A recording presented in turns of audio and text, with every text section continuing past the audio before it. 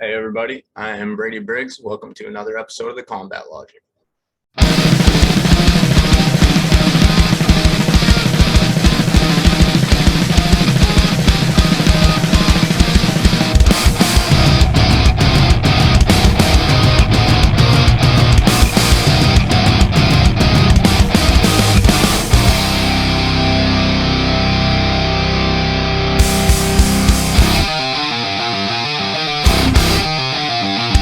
What's up, guys?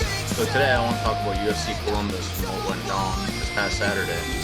So the second fight on the prelims was Matthias Nicolau versus David Dvorak, and this didn't really go how I thought it would. David Dvorak is a very, very technically sound talent. Nicolau, he couldn't miss that left hook. He hurt Dvorak badly in the second round. It's the only time I've ever seen him hurt. And yeah, he ended up getting the unanimous decision win. He probably could have got the finish if he really tried, but this is his first really convincing win since coming back to the UFC. He's gone 2-0 since his return to the UFC, a split decision over Manel Kape, and a unanimous decision over Tim Elliott, both of which were incredibly close fights that could have went the other way. Not saying they were robberies, because they were not. They were very close fights, but this is a very convincing win over a top prospect in David Dvorak. Manon Ferreira had a really great performance over Jennifer Maia, just dominating her from bell to bell. That was a good performance by her. Now, Alizkabab Kaziev, I'm very, very interested to see this dude fight again. Yeah, Kaziev, I'm very excited to see him fight again. He's already 31 years old, which is a little unfortunate. I wish he was a little bit younger, but he's a really, really technical middleweight. He's a good athlete too, and he's 14-0. He just improved to 14-0 with his win over Dennis Trulian, and he's beaten some pretty good fighters, as I'm seeing, but he hadn't fought in a year and a half prior to this fight. He had 4 canceled bouts in a row, and yeah, he got a really good one on Saturday. Chris Gutierrez had a pretty breakout performance this past Saturday as he beat Donna Baguero.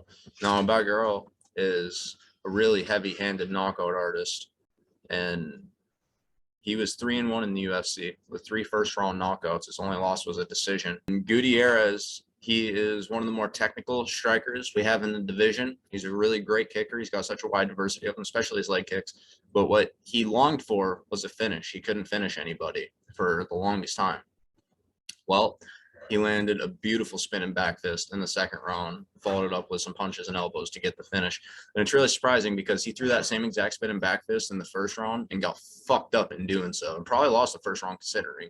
And yeah, he timed it beautifully the second time around. He didn't make that mistake again, and he got a beautiful finish off of it. He's now 18-4. He's like, I think he's 6-0-1 in his last 7. Like, it's pretty impressive, especially at 135 pounds. Sarah McMahon versus Carol Rosa. This was a good fight. This looked a lot like, if you watch my preview, it looked a lot like Sarah McMahon's fight with Juliana Pena, only she didn't get choked out with a minute and a half left in the fight. She mauled Carol Rosa the whole time, except for the third round. She was content to stay on her back after, panic wrestling because she got clipped early on in the round. But she did well. She won the first 2. She had them in the bag. It's really great to see her still getting wins at 41 years old. It's very impressive.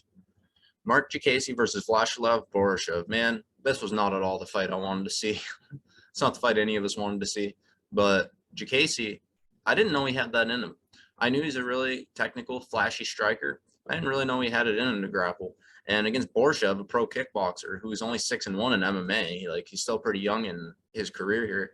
And Jacasey's wrestling just worked out for him. Now, early on in the first round, Borishev stuffed 10 takedowns in a row. His takedown defense was looking incredible, but Jacasey just kept going with it. He would not stop, and he eventually secured a takedown probably 3.5 minutes into the first round, and then he just secured him the rest of the night and pretty much mauled him. So that was a good performance for Jacasey. It's good to see that he's obviously been a mixed martial artist longer, but I've never really seen him grapple before. Certainly not offensively. It's good to know he has that in his arsenal. Neil Magny and Max Griffin, what an absolute war this was. Magny started off pretty slow, as he does oftentimes. Griffin started off great. He was picking his legs apart. He was tagging Magny up. He hurt him pretty bad a couple times even. But Griffin won the first 7.5 minutes of this fight, and Magny won the latter 7.5 minutes of this fight. I think the decision went the right way. It could have went either way. It was very close, but I had Magny winning because if there was a 4th and 5th round, which there was not, it's kind of irrelevant to mention. But if there was, he probably would have finished Max. Kara-France and Askar Askarov. Man, what a great fight this was. Kara-France is really coming into his own, and it's so exciting to see. He hands Askar Askarov his first defeat of his career.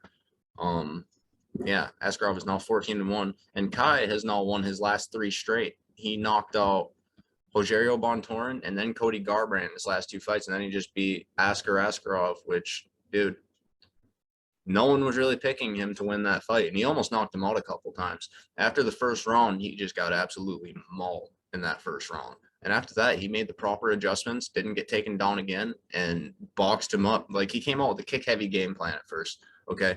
And he was throwing a lot of leg kicks, and that was working for him until Askar caught one of those leg kicks and took him down. And then he took his back, and he had it pretty much the whole round. Well, after that, Kai had a boxing-centered game plan, and he was able to stuff the takedowns. He only got taken down 1 or 2 more times, and he wasn't down long at all. And obviously, he was winning the striking exchanges. So, Deiveson Figueiredo, the UFC flyweight champion, has recently come out and said, Brandon Moreno, you're 0-2 against Alexandre Pantoja. You lost your shot. I'm going to give it to Kai. So I was pretty sure they already had that 4th bout lined up. But honestly, I think I would rather see Kai fight Deiveson, to be honest with you. Even though he lost to Brandon Moreno a while back, I would rather see that. It's a brand new fight, and I would love to see Kai fight for the belt. Who doesn't love that kid? Brian Barberena and Matt Braun went to war. That's for sure.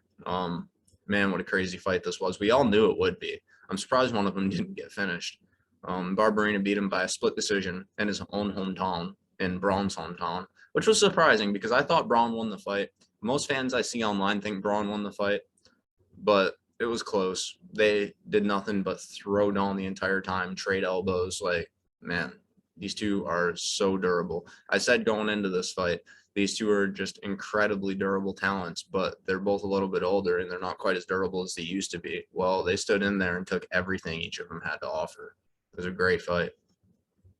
Alexa Grasso submitted Joanne Calderwood late in the first round. Like, man, Calderwood's career has just not gone the way we thought it would, has it? Like, man, we really thought she was going to be fighting for the belt. Like, soon after coming to the UFC, a lot of us even thought she was going to become the champion. And, man, her career is just not panned out that way. So she came to the UFC with an 8-0 record, won her debut, then she lost. And then she won her next 2 straight. She's 11-1. Since then,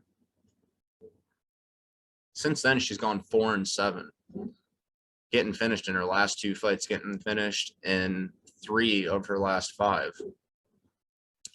It's unfortunate, but 'tis the sport. And Alexa Grasso is now on a 4-fight win streak. No, she's on a 3-fight win streak. I'm sorry. Her last loss is Carla Esparza, who's a former champion and getting the next title shot. Curtis Blaydes versus Chris Daukaus. Man, they really, I said this going into this fight too, they are not doing Chris Daukaus any favors, and it shows. But you know what the cool thing about heavyweights is? Chris Daukaus is 32 years old. He might be at his best 6 years from now. Like, we don't know that.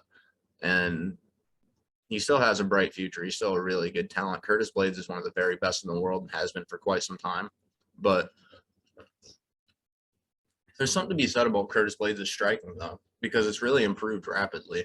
No, all 3 of his losses are knockouts, but you got to think, 2 of them are to Francis Ngannou and 1 of them is to Derek Lewis, okay?